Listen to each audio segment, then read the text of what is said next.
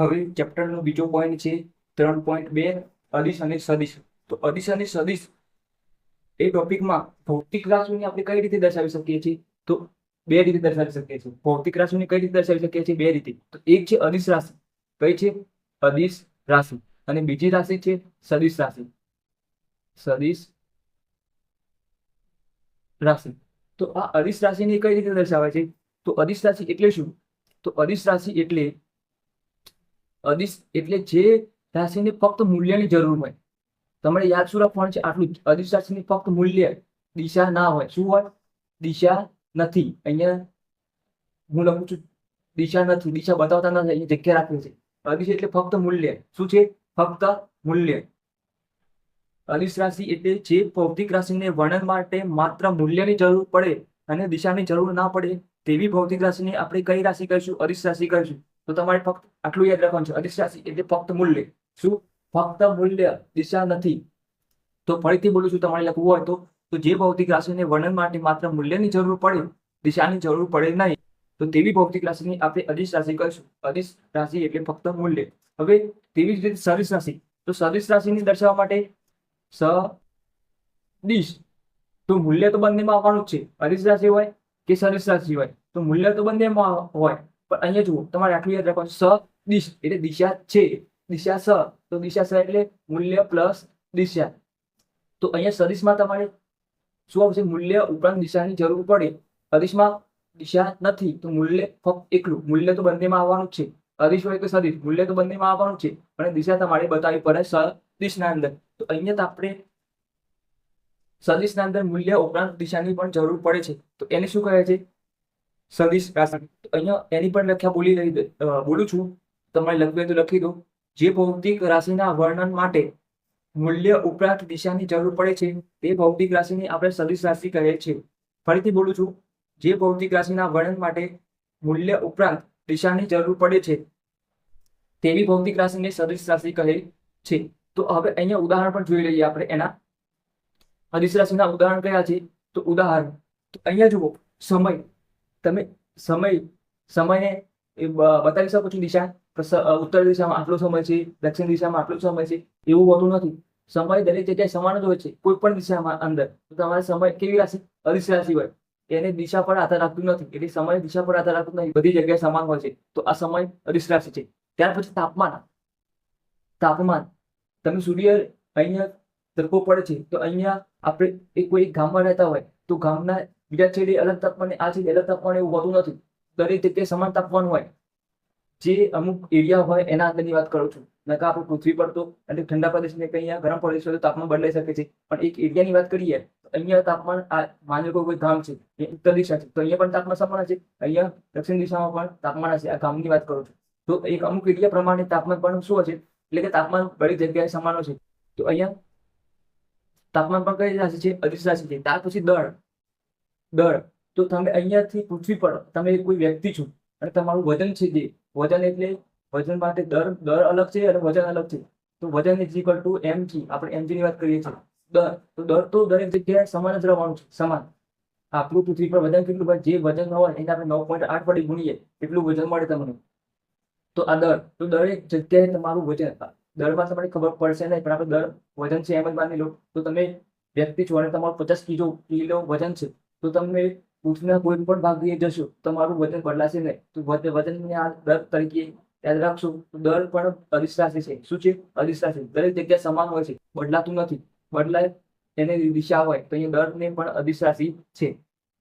પછી ઘનતા પણ બદલાતી નથી હોતી. આપણે યાદ રાખવાનું. ઘનતા ઇઝ ઇક્વલ ટુ દર ભાગ્યા કદ. અહીંયા જુઓ, દર ભાગ્યા કદ. તો અહીંયા દર ભાગ્યા કદ. તો અહીંયા કદ પણ કેવી છે? અદિશ રાશિ છે. અહીંયા જુઓ, બંને અદિશ રાશિ છે, દર અને કદ. તો ઘનતા પણ કઈ રાશિ આવશે? અદિશ રાશિ આવશે. આ થઈ ગયું. ત્યાર પછી પથલંબાઈ. આપણે જોયું, આપણે ચેપ્ટરના અંદર જોયું પથલંબાઈ. અહીંયાથી એ બિંદુથી ગતિ શરૂ કરી અને બી બિંદુ સુધી જાઓ છો તો તમારી દિશા ધ્યાનમાં લેતા નથી. તમે ગમે તે રસ્તે જાઓ, અંતર કેટલું થવાનું? એ અને બી વચ્ચેનું જ અંતર, જેટલું તમે અંતર કાપ્યું હોય એ અંતર લેવાનું હોય છે. તો પથલંબાઈમાં દિશા જરૂર હોતી નથી, એટલે કે અદિશ રાશિ છે. ત્યાર પછી ઝડપ. પથલંબાઈ પછી ઝડપ એટલે અંતર ભાગ્યા સમય. અંતર અદિશ રાશિ છે તો ઝડપ પણ અદિશ રાશિ આવશે. ત્યાર પછી કાર્ય ઉર્જા, કાર્ય અને ઉર્જા બંને એક જ છે, આ યાદ રાખજો. એક ચેપ્ટર આખું આવે છે કાર્ય ઉર્જા પાવર, એ ત્રણે અધિશ્રાસિત છે. તો કાર્ય ઉર્જા પણ અધિશ્રાસિત છે. અને એક સૂત્ર આપણે જે બનાવશું, અધિસદિશનો ગુણાકાર, અધિસદિશનો ગુણાકાર, સદિશનો ગુણાકાર, તો એના પરથી પણ આપણે સદિશ અધિશની જેમ માહિતી મળી રહેશે. એ પણ આપણે આગળ જોવાના છે. તો આ હતા અધિશ્રાસીના ઉદાહરણ. ત્યાર પછી આપણે સદિશ, મૂલ્ય અને દિશા. તો હવે જો સ્થાન અહીંયા તમારે, તો એક્ઝામ્પલ અહીંયા સદિશ રાશિના પણ જોઈ લઈએ. તો સ્થાન, એ હવે તમારે સ્થાનને સદિશ રીતે બતાવવા પડશે. અહીંયા તમે કોઈ ગામેથી બીજા ગામે જાઓ છો, તો અહીંયા બસ સ્ટેન્ડ વચ્ચે તમારા ગામનું, તમે અહીંયા ઉભા હો, તમારે બતાવવું પડે કે અહીંયા ભાઈ ઊભો છું. તો આ શું થઈ ગયું? એક સંદર્ભ બિંદુ થઈ ગયું. સંદર્ભ બિંદુ એટલે તમારે સ્થાન બતાવવું પડે. ત્યાર પછી સ્થાન પછી સ્થાનાંતર. સ્થાનાંતર, હવે સ્થાનાંતર માટે આપણે દિશા જરૂરી જ છે, કારણ કે આગળના ચેપ્ટરમાં જોઈ ગયા A થી B સુધી જાઓ છો તો આ દિશા થઈ ગઈ. ત્યાર પછી B થી પાછા C સુધી આવો છો, આ પણ દિશા બતાવવી પડે છે. અહીંયા અંતિમ માઇનસ પ્રારંભિક, તમે પથલંબાઈમાં આ અંતર કાપ્યું ને આ અંતર કાપ્યું, એ બધાનો સરવાળો કરતા હોય છે. પણ સ્થાનાંતરમાં એવું હોતું નથી. તમે આ પ્રારંભિક અહીંયાથી ગમે તે ફરીને તમે અહીંયા C બિંદુ આવે, C બિંદુ એ અંતિમ થયું, અંતિમ અને પ્રારંભિક વચ્ચેનું અંતર, આટલું જ ધ્યાનમાં લેવામાં આવે છે. એટલે અહીંયા સ્થાનાંતરના અંદર દિશા ધ્યાનમાં લેવામાં આવે છે કે તમે કઈ રસ્તે જાઓ છો અને કેટલે પહોંચ્યા છો, એ અંતિમ અને પ્રારંભિક. એટલે સ્થાનાંતર પણ કઈ રાશિ છે? સદિશ રાશિ છે. ત્યાર પછી વેગ. વેગ એટલે સ્થાનાંતર ભાગ્યા સમય. તમારે યાદ રાખવાનું, સ્થાનાંતર ભાગ્યા સમય.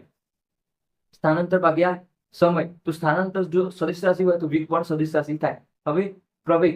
પ્રવેગ એટલે વેગ ભાગ્યા સમય. વેગ ભાગ્યા સમય. તો વેગ પણ પ્રવેગ પણ કઈ રાશિ થાય? સદિશ રાશિ થાય. પછી F એટલે કે બળ. બળ વિરુદ્ધ દિશાઓ હોય, તમે કઈ દિશામાં બળ લગાવો છો.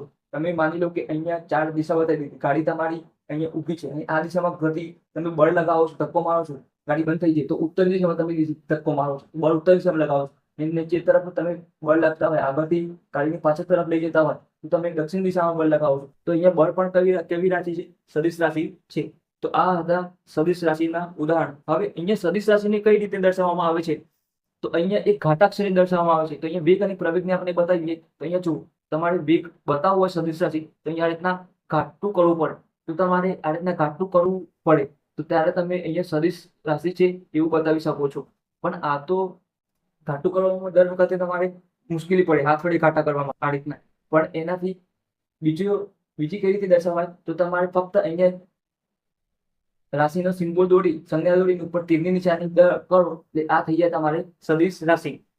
કઈ રીતે દર્શાવાય છે સદિશ રાશિ? તો ફક્ત સંજ્ઞા ઉપર તીર મૂકીને, તો અહીંયા A, તો એના પર તીર મૂકી દેવાનું. તો આ ઘાટું કરવામાં આપણે જશું નહીં. આપણે શું કરશું? ફક્ત ઉપર તીરની દિશા વડે દર્શાવી દઈશું. તો સદિશ એટલે શું? તો અહીંયા તમારે સદિશ એટલે શું લખવું હોય, સદિશ એટલે શું, તો તમે લખી શકો છો. અહીંયા તમારે તીર વાળા રેખાખંડ, આ તીર અને આ શું છે? રેખાખંડ. રેખા અને રેખામાં ફરક હોય છે. આ જે ભાગ છે આને શું કહે છે? રેખા કહે છે. જ્યારે આટલો ભાગ હોય, આટલો ભાગ એ બિંદુ, તો આ રેખાખંડ છે. તો આ તીર વાળું રેખાખંડ, અહીંયા તીર વાળા રેખાખંડ, તો તીર વાળા રેખાખંડને સદિશ કહે છે. શું કહે છે? તીર વાળા રેખાખંડને સદિશ કહે છે. આ રેખાખંડ છે. આ શું છે? રેખાખંડ.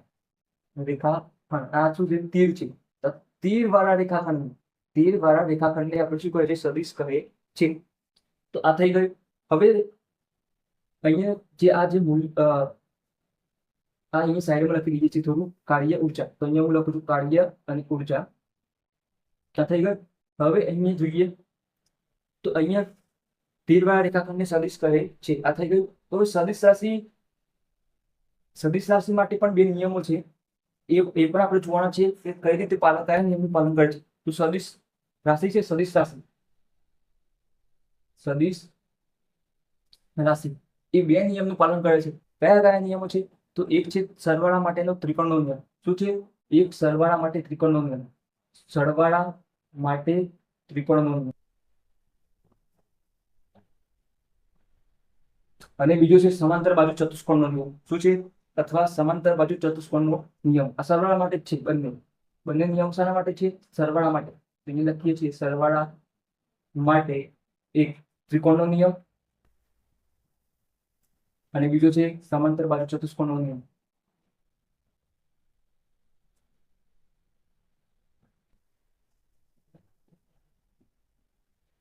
આ થઈ ગયું. તો અહીંયા બંને સદિશ માટે બે નિયમનું પાલન થાય છે. કયા કયા? ત્રિકોણનો નિયમ અને સમાંતર બાજુ ચતુષ્કોણનો નિયમ. હવે તમારે એક તીર છે દર્શાવો. તમે તીર માટે તીર તો આ ભાગની શીર્ષ અને આ જે પાછળનો ભાગ છે એને પૂછ કહે છે. શું કહે છે? પૂછ. અને તીરવાળા ભાગને શું કહે છે? શીર્ષ.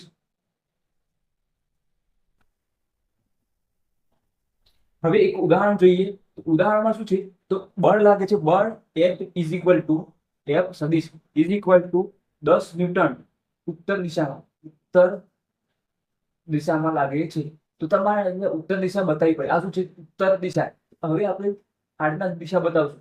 અહીંયા ઉત્તર દિશા, દક્ષિણ, પૂર્વ, અહીંયા પશ્ચિમ. તો આ ઉપરનો ભાગ છે. તો તમારે અહીંયા આ રીતના બતાવવું પડે કે અહીંયા 10 ન્યૂટન જેટલું બળ લાગે છે ઉત્તર દિશામાં. તો તમારે આ રીતના દિશા પણ બતાવી શકો છો. 10 ન્યૂટન ઉત્તર દિશા. તો આ રીતના તમારે જે આગળના એક્ઝામ્પલ છે એના અંદર તમારે આ રીતના આકૃતિ દોરી અને દિશા બતાવવી પડશે. અહીંયા લખવાનું ઉત્તર દિશા. તમે જે બાજુ બતાવતા હોય એ બાજુ તમારે ઉત્તર દિશા એવું લખવું પડશે.